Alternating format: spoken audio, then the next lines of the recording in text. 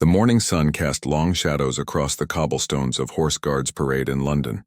Sarah and Mike Thompson, a young couple from Ohio, had been planning this European vacation for over 2 years. They saved every penny, researched every landmark, and dreamed of the perfect Instagram photos that would make their friends back home jealous. Today was their 3rd day in London, and they were determined to get the shot that would break the internet. Sarah adjusted her bright pink crop top and checked her phone battery for the 5th time that morning. She had already posted 17 photos from their trip, but none had gotten more than 50 likes. She needed something spectacular, something that would show everyone back home that she was living her best life in one of the world's most famous cities. Mike carried their expensive camera equipment in an oversized backpack, constantly wiping sweat from his forehead despite the cool October weather. He was nervous about being in such a historic place, but Sarah's enthusiasm was infectious. She had been talking non-stop about getting photos with the famous royal guards ever since they boarded their flight at Columbus. The couple approached the iconic, red-coated guards standing at attention beside their magnificent black horses. The horses were massive creatures standing nearly 17 hands high, with glossy coats that reflected the morning light. Their names were Wellington and Britannia, though the tourist had no way of knowing this. These weren't just any horses. They were specially trained military mounts, selected for their calm temperament and ability to remain steady in crowds. The guards themselves were members of the household cavalry, elite soldiers who had served tours in Afghanistan and Iraq before earning their ceremonial duties. Today, Trooper James Mitchell sat atop Wellington, his red tunic perfectly pressed, his helmet polished to a mirror shine. He had been performing these duties for 18 months and had seen every type of tourist behavior imaginable. Sarah pulled out her phone and began taking selfies from what she considered a safe distance and about 10 feet away. The photos looked good, but they weren't extraordinary. She could see dozens of other tourists taking similar shots. She needed something more, something that would set her apart from the crowd of ordinary vacation photos flooding social media every day. "Mike, get closer," she whispered urgently, gesturing for her boyfriend to move nearer to the horse. "I need a better angle. These photos are too basic." Mike hesitated, noticing the warning signs posted around the area. The signs clearly stated that visitors should maintain a respectful distance from the guards and their horses. He had read online that these were working military personnel, not tourist attractions, and that the horses, despite their training, were still powerful animals that could be unpredictable. "Sarah, maybe we should just take the photos from here," Mike suggested, his voice uncertain. "Those signs say to keep back, and I don't want to get in trouble." But Sarah was already moving closer, her eyes fixed on her phone screen as she framed the perfect shot. She had seen other influencers get amazing photos by being bold and taking risks. How else could she compete with the millions of other travelers posting from the same locations? She needed to stand out, to show that she wasn't afraid to get the shot that others wouldn't dare attempt. The morning crowd was growing thicker around them. Tour groups led by guides with colorful umbrellas moved through the area, like slow-moving rivers of cameras and chatter. Street performers had set up nearby, adding to the general noise and confusion. Children ran between their parents' legs while elderly tourists moved carefully across the uneven cobblestones. Trooper Mitchell remained perfectly still atop Wellington, his eyes focused straight ahead as his training demanded. But he was acutely aware of every movement around him. He had developed an almost sixth sense about which tourists might cause problems. The young woman in the pink top had been circling closer for the past 10 minutes, and her body language suggested she was working up the courage to do something foolish. Wellington, too, sensed the approaching tourist. The horse's ears flicked slightly and his muscles tensed almost imperceptibly. These horses were trained to remain calm in crowds, but they were also trained to be alert to potential threats. The approaching stranger with the bright clothing and jerky movements was registering as something requiring attention. Sarah checked her appearance one more time in her phone's camera app. Her makeup was perfect, her hair was styled just right, and her outfit was carefully chosen to stand out against the traditional British backdrop. This was going to be the photo that launched her travel influencer career. She had been dreaming of sponsorship deals and free trips, and she was convinced that one viral photo was all she needed to make it happen. The other tourists around them seemed content with their distant photos, but Sarah prided herself on being different. She wasn't going to settle for the same boring shots that everyone else took. She was going to get close enough to really capture the majesty of the moment, to show the incredible detail of the horse's equipment and the guard's uniform. Mike continued to hang back, his camera ready but his instincts telling him to be cautious. He loved Sarah's adventurous spirit, but sometimes her desire for the perfect photo made him nervous. He remembered the incident at the Leaning Tower of Pisa when she had climbed over a barrier to get a better angle and nearly gotten them kicked out of the area. The morning air was filled with the sounds of the city, distant traffic, chattering tourists, and the occasional whinny from one of the ceremonial horses. Street vendors called out their wares from nearby corners, and tour guides shared historical facts with their groups in multiple languages. It was exactly the kind of authentic London experience that Sarah had been dreaming about. But she was so focused on capturing it for social media that she was barely experiencing it herself. As Sarah took another step closer to Wellington, she noticed how incredibly detailed the horse's tack was. The leather was polished to perfection, and every piece of metal hardware gleamed in the sunlight. The horse himself was even more impressive up close. His coat was like black velvet, and his presence was commanding and almost regal. This was going to be the shot of a lifetime. Sarah's heart pounded with excitement as she moved within arm's reach of Wellington. The massive horse seemed even larger up close, his presence both majestic and slightly intimidating. She could see her reflection in his dark, intelligent eyes, and for a moment, she felt a flutter of uncertainty. But the thought of the perfect photo pushed her forward. She raised her phone and snapped several quick selfies, making sure to get the ornate details of the horse's ceremonial tack in the background. The leather bridle was adorned with polished brass fittings that caught the light beautifully. She could already imagine the likes and comments flooding in when she posted these images. "This is amazing, Mike," she called over her shoulder, not taking her eyes off her phone screen. "Can you believe how close I am? Nobody else is getting shots like this." Mike shifted nervously from foot to foot, his camera hanging unused around his neck. Other tourists had started to notice Sarah's bold approach, and some were pointing and whispering among themselves. A few pulled out their own phones, apparently deciding to document whatever was about to happen rather than follow her lead. Trooper Mitchell maintained his rigid posture, but his jaw tightened almost imperceptibly. In his peripheral vision, he could see the young American woman moving closer to his mount.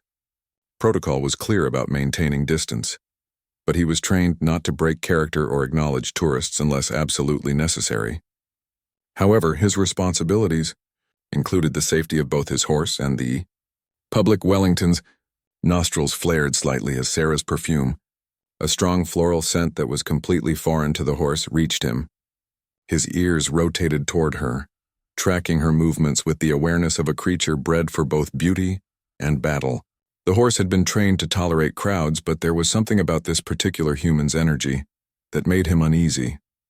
Sarah noticed the horse's attention and interpreted it as a positive sign. "Look, Mike, he likes me," she exclaimed, completely misreading the animal's body language. She had grown up in suburban Ohio with no experience around large animals beyond the occasional petting zoo. To her, any acknowledgement from the horse seemed like friendship. She decided to up her game even further. Instead of just taking selfies, she wanted to get a photo that showed her actually interacting with this magnificent creature. She had seen countless social media posts of people touching and petting famous animals around the world. Surely one little touch wouldn't hurt anything. The crowd around them was growing thicker as word spread about the bold tourist getting unusually close to the ceremonial horse. Some visitors pulled out their phones to record what they sensed might become an interesting incident. Others looked concerned, recognizing that the young woman was pushing boundaries that probably shouldn't be pushed. A family from Germany was discussing in hushed tones whether someone should intervene. The father pointed to the warning signs posted around the area, but the mother shook her head, saying it wasn't their place to get involved. Their teenage daughter was secretly hoping something dramatic would happen that she could capture on video. An elderly British couple stood nearby, the husband muttering under his breath about disrespectful tourists while his wife tutted disapprovingly. They had lived in London their entire lives and had seen countless visitors treat their city's traditions as photo opportunities rather than showing proper respect. Sarah extended her hand slowly toward Wellington's neck, her phone still recording in selfie mode. She wanted to capture the exact moment of contact between herself and this symbol of British majesty. In her mind, This would be the shot that would separate her travel photos from everyone else's ordinary vacation pictures. The horse's skin twitched as her fingers made contact with his neck. Wellington had been touched by many hands during grooming and care, but those were familiar hands belonging to people he trusted. This stranger's touch felt different, tentative and nervous, with an energy that made him want to move away. Trooper Mitchell felt the slight tension in his mount's muscles and knew that the situation was escalating beyond what was appropriate. His training kicked in and he prepared to address the tourist directly if necessary. The safety of his horse, the dignity of his position, and the security of the area all took precedence over maintaining ceremonial silence. Sarah was thrilled by her success and decided to push even further. She had gotten away with touching the horse, so perhaps she could get an even better shot. She moved slightly to position herself for what she imagined would be the perfect selfie. Her face next to the horse's magnificent head, with Trooper Mitchell's red uniform creating a stunning backdrop. "Mike, are you getting this?" she called out, her voice rising with excitement. "This is going to be the best travel photo ever." But Mike was no longer paying attention to his girlfriend's photo session.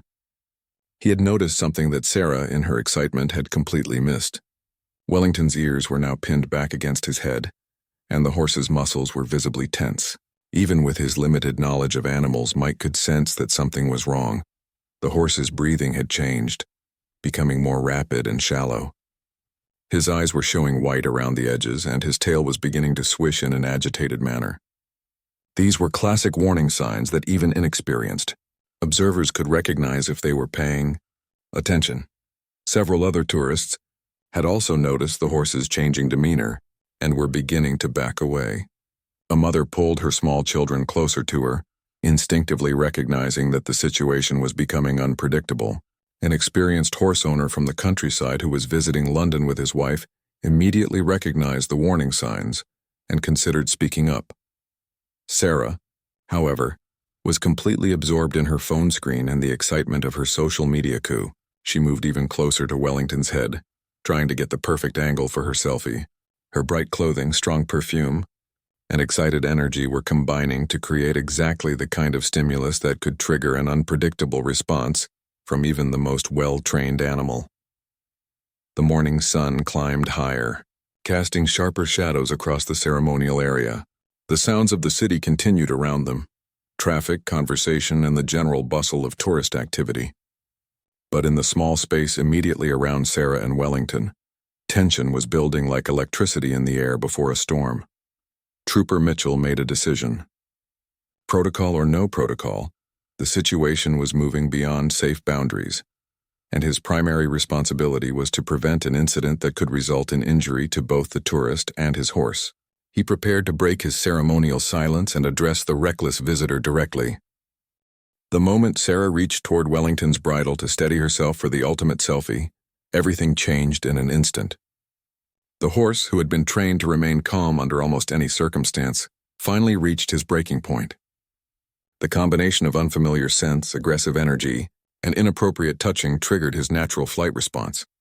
Wellington's head shot up suddenly, his powerful neck muscles rippling as he tried to create distance from the persistent stranger.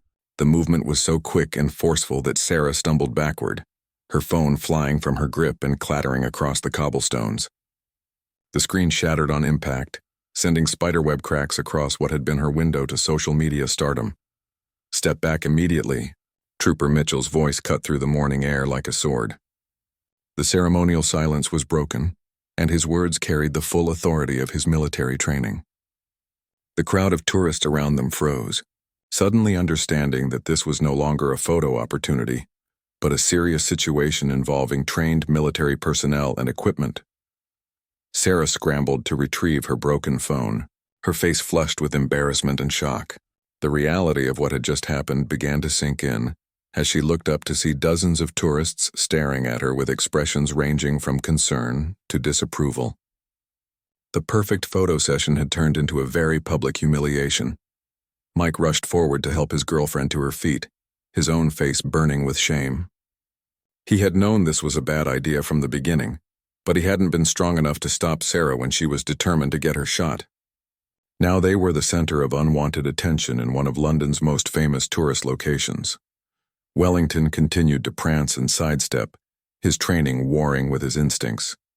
Trooper Mitchell's hands remained steady on the reins, his years of experience helping him maintain control of the situation. The horse's eyes were still showing white, and his nostrils flared as he processed the stress of the encounter.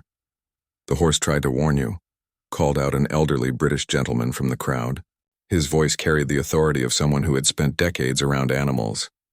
Those ears back, the tension in his body, any experienced person could have seen he was becoming agitated. Sarah looked around at the faces surrounding her, suddenly realizing that her quest for the perfect photo had made her the villain in this story.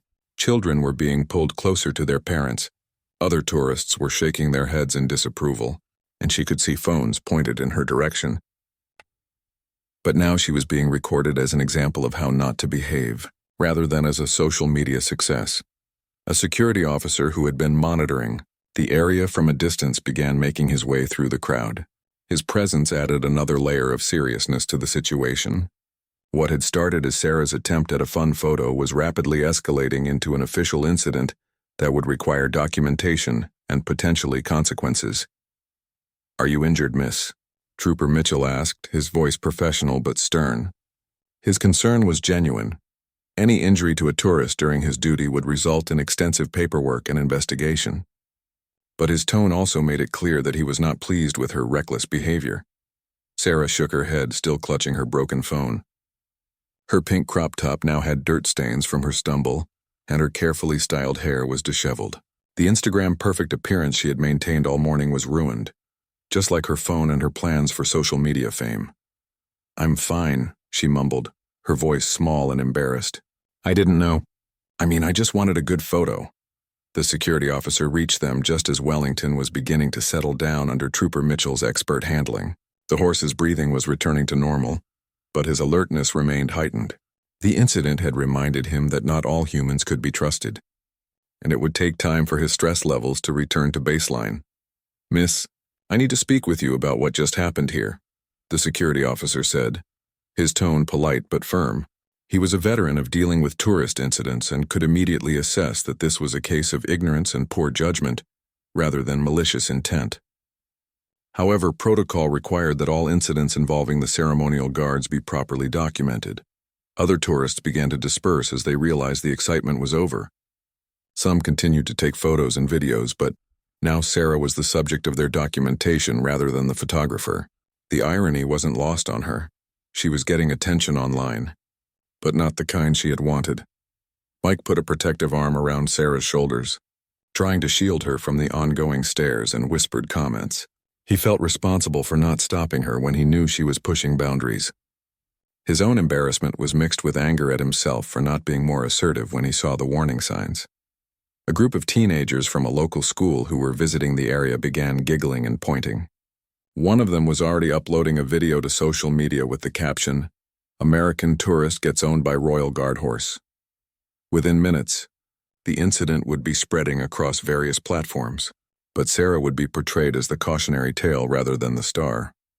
The security officer pulled out a small notebook and began asking for basic information. "Can I have your names and where you're staying in London? This incident needs to be logged for our records." His questions were routine, but each one made Sarah feel more like she was in trouble than like she was a tourist enjoying her vacation. Trooper Mitchell continued to work with Wellington, using gentle pressure on the reins and quiet words to help the horse completely calm down. His own heart rate was elevated from the incident, but his training kept him focused on his responsibilities. The safety of his mount was always the top priority, and he was relieved that neither the horse nor the tourist had been seriously injured. "You're very lucky," the security officer continued as he took notes. "These horses are extremely well trained, but they're still powerful animals. Wellington here could have seriously injured you if he had reacted more strongly." Sarah nodded miserably, the full weight of her poor judgment finally hitting her. She had put herself, the horse, and the guard in a dangerous situation, all for the sake of a social media post. The broken phone in her hands felt like a symbol of how badly she had misjudged the entire situation. The crowd had mostly moved on, but a few people lingered to see how the situation would be resolved. Some were shaking their heads in disappointment at the disrespectful behavior they had witnessed. Others were discussing the incident in multiple languages, spreading the story to tourists from around the world. Wellington finally stood still, his training reasserting itself as the immediate stress of the encounter faded. But the horse would remember this incident, and it would make him more wary of approaching tourists in the future. What Sarah had intended as a harmless photo opportunity had potentially affected the animal's trust and comfort in performing his ceremonial duties. The security officer finished taking down their information and closed his notebook with a decisive snap. "Miss Thompson, Mr. Thompson, you'll need to come with me to the security office. This incident requires a formal report, and there are some things we need to discuss about appropriate behavior around the ceremonial guards." Sarah felt her stomach drop. This was supposed to be their dream vacation, and now they were being escorted to what felt like the principal's office. She caught sight of herself in a shop window as they walked. Her hair was messy, her clothes were dirty, and her face was red with embarrassment. She looked nothing like the polished travel influencer she had imagined herself to be just an hour earlier. Mike walked beside her in silence, occasionally glancing at other tourists who were still staring and whispering. He could hear fragments of conversation in different languages, but he didn't need to understand the words to know that people were discussing what they had just witnessed. Some were taking photos of them as they were led away, and he realized they were probably going to end up on social media as examples of tourist behavior gone wrong. The security office was a small, professional space located in a building adjacent to the ceremonial area. The walls were covered with official notices, safety information, and photographs documenting various incidents involving tourists and the royal guards over the years. Sarah noticed that several of the photos showed people who had gotten too close to the horses or guards, and she realized she was about to become part of this unfortunate collection. Officer Henderson, the security supervisor, was a woman in her 50s with gray hair pulled back in a neat bun and eyes that had seen every type of tourist incident imaginable. She gestured for Sarah and Mike to sit in 2 chairs facing her desk while the responding officer handed over his notes and gave a brief summary of what had occurred. "So," Officer Henderson began, her voice calm but serious, "let me make sure I understand what happened. Miss Thompson, you approached one of our ceremonial horses despite multiple warning signs posted around the area. You touched the animal without permission and continued to get closer even when the horse showed signs of distress. Is that an accurate summary?" Sarah nodded miserably, unable to meet the officer's eyes. When the incident was described so simply, it sounded even worse than she had realized. She had been so focused on getting the perfect shot that she had ignored every warning sign, both posted and behavioral. "I didn't mean any harm," Sarah said quietly. "I just wanted a good photo. I've seen other people get close to the guards and horses online, so I thought it was okay." Officer Henderson leaned back in her chair, her expression showing both understanding and frustration. "Miss Thompson, I hear this excuse several times a week. People see photos and videos online and assume that what they're seeing represents appropriate behavior. What you don't see in those social media posts are the incidents like yours, the injuries that sometimes occur, or the stress placed on both our personnel and the animals." She pulled out a thick folder from her desk drawer and opened it to reveal dozens of incident reports, photographs of injuries, and documentation of property damage. "This is what we deal with on a regular basis. Tourists who think the ceremonial guards and their horses are theme park attractions rather than working military personnel, performing official duties." Mike shifted uncomfortably in his chair as Officer Henderson showed them photos of tourists who had been bitten, kicked, or knocked down by horses that had been pushed beyond their tolerance. One image showed a man with a badly bruised shoulder after trying to pose for a photo while grabbing a horse's bridle. Another showed a woman who had been knocked to the ground when she surprised a horse by jumping out from behind a barrier. "These horses are trained to an extraordinary degree," Officer Henderson continued, "but they're still animals with natural instincts. When they feel threatened or stressed, they react accordingly. Wellington, the horse you approached, is actually one of our calmest and most patient animals. If he reached his breaking point with your behavior, that should tell you something about how inappropriate your actions were." Sarah felt tears starting to form in her eyes as the full impact of her poor judgment became clear. She had put everyone in danger, herself, Mike, the horse, and the guard, all for the sake of social media likes. The broken phone in her purse seemed like a fitting punishment for her recklessness. Officer Henderson's expression softened slightly as she saw Sarah's genuine remorse. "I can see that you understand the seriousness of what happened. The good news is that no one was injured, and the horse has calmed down completely. However, there are still consequences that we need to discuss. She pulled out an official form and began filling it out as she spoke. You're going to receive a formal written warning about your behavior. This will be kept on file, and if you have any similar incidents during the remainder of your stay in London, you could face more serious consequences, including fines or being banned from certain tourist areas. Mike leaned forward in his chair, his voice anxious. Officer, we're really sorry about what happened. Sarah made a mistake, but we've learned our lesson. Is there anything else we can do to make this right? Officer Henderson looked at both of them thoughtfully. Actually, there is something that might be helpful for both of you and for other tourists who might make similar mistakes. We've been working on an educational campaign about appropriate behavior around the ceremonial guards. Would you be willing to participate in creating some materials that show other visitors how to enjoy these attractions responsibly? Sarah looked up with surprise.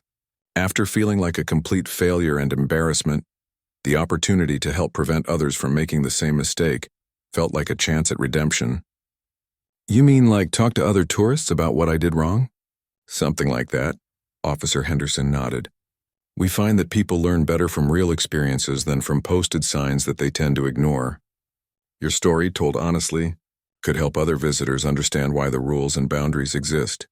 The officer continued filling out paperwork, while Sarah and Mike absorbed what had happened and what was being offered. The formal warning felt serious and embarrassing, but the opportunity to help educate others gave them a way to turn their mistake into something potentially positive. There's one more thing, Officer Henderson said, looking directly at Sarah. I want you to think about the real reason you were so determined to get close to the horse. Was it really about appreciating British culture and history, or was it about getting content for social media? Because the way we approach these experiences makes a difference in how we behave and what we get out of them. Sarah knew the answer, even if it was uncomfortable to admit. Her entire focus had been on getting the perfect Instagram shot, not on actually learning about or respecting the tradition she was witnessing. She had treated the ceremonial guards and their horses like props in her personal photo shoot rather than as representatives of centuries of military tradition and service. Think I understand now, Sarah said softly. I was so worried about how the trip would look online that I forgot to actually experience it properly. I turned something that should have been about learning and respect into something selfish and dangerous.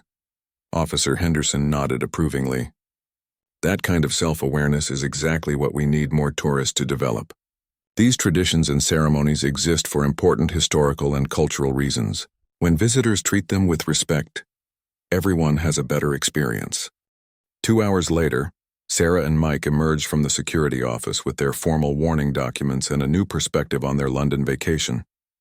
The afternoon sun felt different somehow, less like a spotlight for their social media performance and more like natural light illuminating a city full of real history and culture. They had barely begun to appreciate.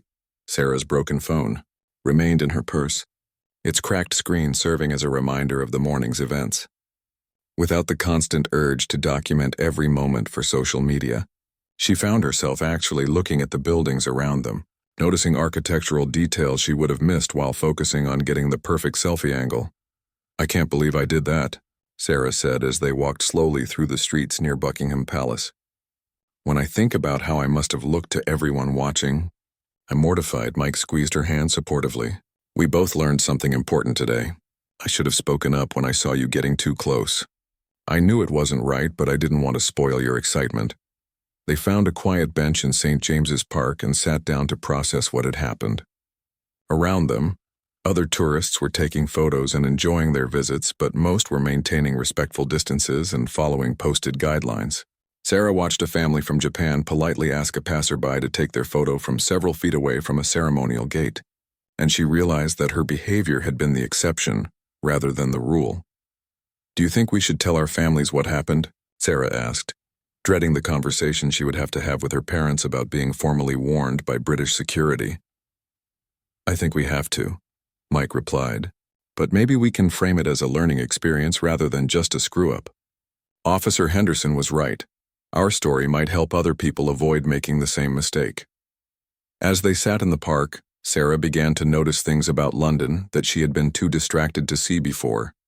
The way the old trees created dappled shadows on the walking paths. The sound of different languages being spoken by visitors from around the world. The careful maintenance of the historic buildings and grounds. Without her phone constantly in hand, she was experiencing the city with her actual senses instead of through a digital filter. "Mike, look at that," she said, pointing to a young family nearby. The parents were teaching their children to read the informational plaques about the park's history, and the kids were genuinely interested in learning. They're actually learning about where they are instead of just taking pictures. Mike followed her gaze and nodded. "That's what we should have been doing. I brought all this camera equipment, but I haven't actually used any of it to document the history or culture.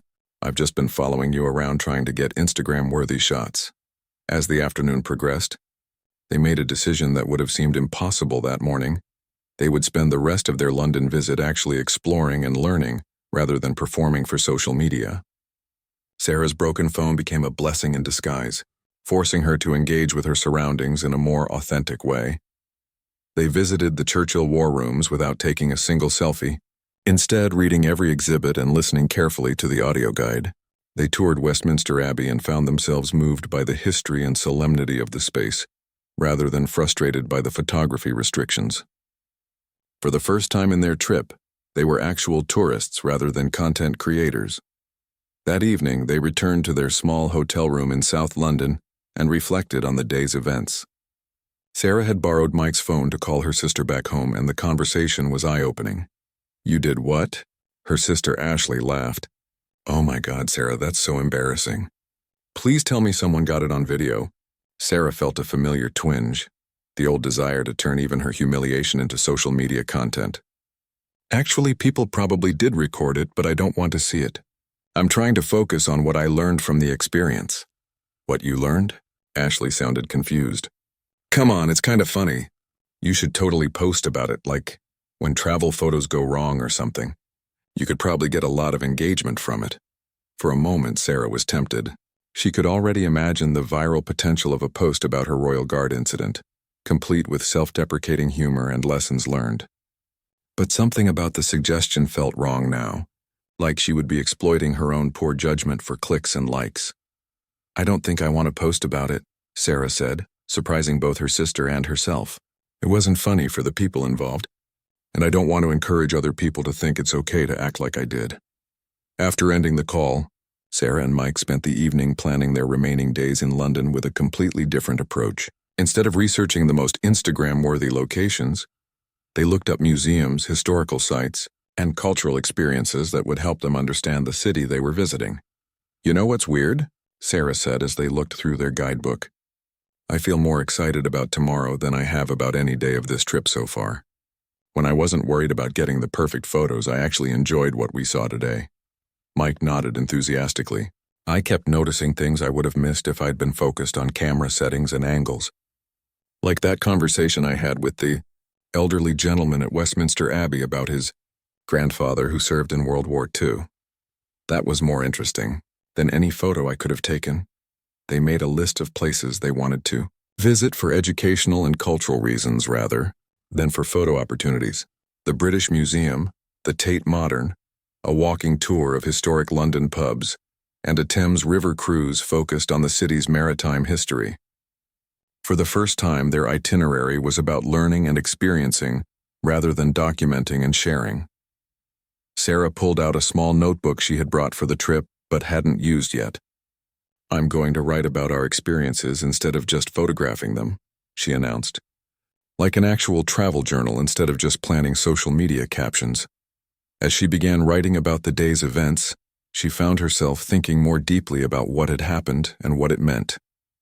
The physical act of writing forced her to process her emotions and thoughts in a way that quick social media posts never had. She wrote about her embarrassment, her newfound respect for the ceremonial guards, and her realization that she had been treating their entire trip as a performance rather than an experience. "Dear Diary," she wrote with a smile. "Today I learned that some of the best travel experiences happen when you put the camera down and actually pay attention to where you are. Also, horses are much bigger and more intimidating up close than they look in other people's Instagram photos." The evening ended with them planning to write letters to Officer Henderson and Trooper Mitchell, thanking them for handling the situation professionally and helping them learn from their mistake. It felt like a more meaningful way to conclude the incident than simply moving on and pretending it hadn't happened. 3 months after returning to Ohio, Sarah sat in a coffee shop in downtown Columbus, speaking to a small group of college students who were planning their own European adventures. The travel club at the local university had invited her to share her experiences, and she had agreed on the condition that she could tell the whole story, including the parts that weren't Instagram-worthy. "So there I was," Sarah said, showing the group a photo of her broken phone, holding my shattered screen and realizing that my quest for the perfect social media moment had turned me into exactly the kind of tourist that locals probably hate to see coming. The students laughed, but Sarah could see recognition in their eyes. Most of them had their own phones out, presumably ready to document her presentation for their own social media accounts. She gently suggested they put the devices away so they could focus on the conversation. "The thing is," Sarah continued, "I had been planning this trip for 2 years, saving money and researching all the places we wanted to visit. But when I got there, I was so focused on proving to everyone back home that I was having an amazing time that I almost missed actually having an amazing time." One student raised her hand. "But how do you document your travels without social media? Like, if you don't post about it, did it really happen?" Sarah smiled, recognizing her former self in the question. "That's exactly what I used to think. But I discovered that when you're not constantly thinking about how to frame an experience for other people's consumption, you actually experience it more fully yourself." She pulled out the travel journal she had started keeping after the Royal Guard incident. The pages were filled with detailed descriptions, pressed flowers, ticket stubs, and even some rough sketches she had attempted of places that had moved her. "This became my way of documenting the trip. It's just for me, not for likes or comments, and it captures things that photos never could." Mike, who had accompanied her to the presentation, added his perspective. "We ended up extending our trip by 3 days because we realized we had been rushing through everything, trying to hit all the photo spots. Once we slowed down and started actually exploring, we found places and experiences that weren't in any guidebook." A student in the back asked, "What happened with the Royal Guard thing? Did you get in more trouble?" Sarah shook her head. "Actually, something really positive came out of it. We participated in creating an educational video about tourist etiquette that the security office now shows to travel groups. They told us that incidents like mine have decreased since they started, using real stories instead of just posting signs that people ignore." She showed them a copy of the letter she had received from Officer Henderson 6 weeks after their trip. The security supervisor had written to thank them for their participation in the educational campaign and to let them know that their honest account of the incident had helped prevent several similar situations. "But the biggest thing I learned," Sarah continued, "wasn't about royal guards or horses. It was about why I travel in the first place. Was I going to London to experience British culture and history, or was I going to create content that would make my friends jealous?" The room was quiet as the students considered this question. Several of them were clearly recognizing their own motivations in Sarah's description. "Don't get me wrong," Sarah added quickly. "I'm not saying you shouldn't take photos or share your experiences, but maybe think about the difference between documenting your travels and performing them." One student asked about the practical aspects of traveling without constant social media documentation.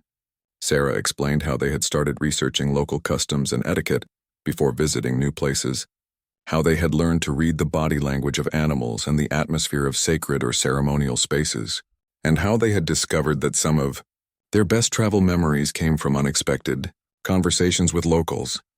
"We met this elderly man in a pub in Yorkshire who told us stories about his village during World War II," Mike shared. "We talked with him for 3 hours, and I learned more about British history from that conversation than I did from any museum. But it never would have happened if we had been focused on taking selfies and checking social media." Sarah pulled up photos from their subsequent trips on Mike's phone, images that were clearly different from typical vacation selfies. They showed architectural details, local people engaged in their daily activities, landscapes captured for their natural beauty rather than as backdrops for posed shots.